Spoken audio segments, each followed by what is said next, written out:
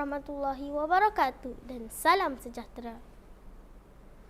Bayangkan sebuah kampung yang aman tiba-tiba diselubungi ketakutan.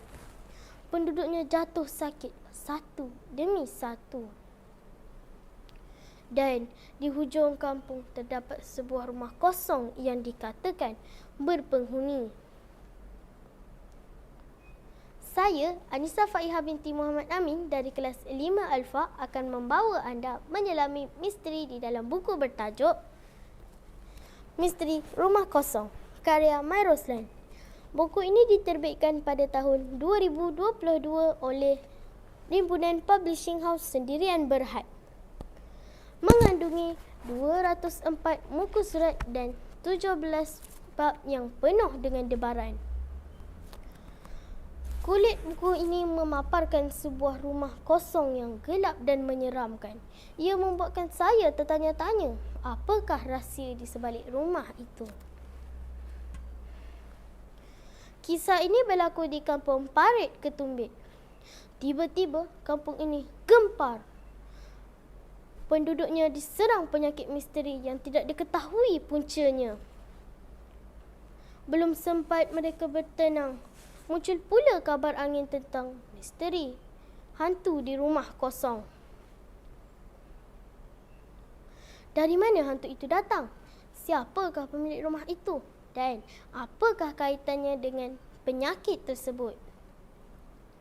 3 sahabat berani tampil ke hadapan. Indra, Kupan dan Shah. Mereka tidak sanggup melihat penduduk kampung terus hidup dalam ketakutan.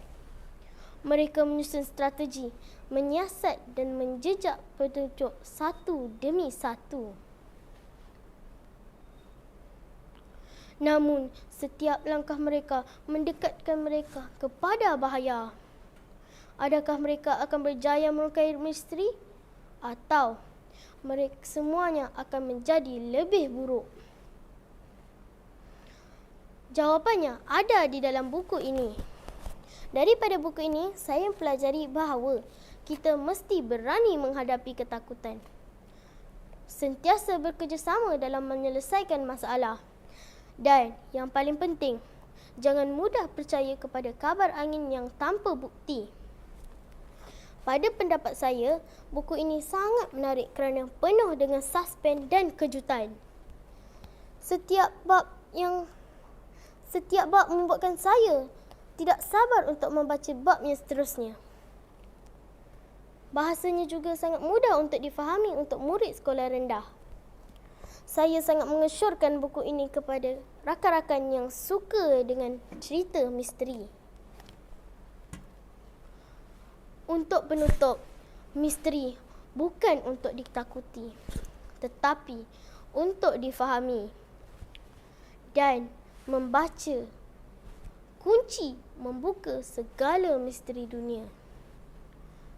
Jadikan membaca amalan harian. Membaca jambatan ilmu.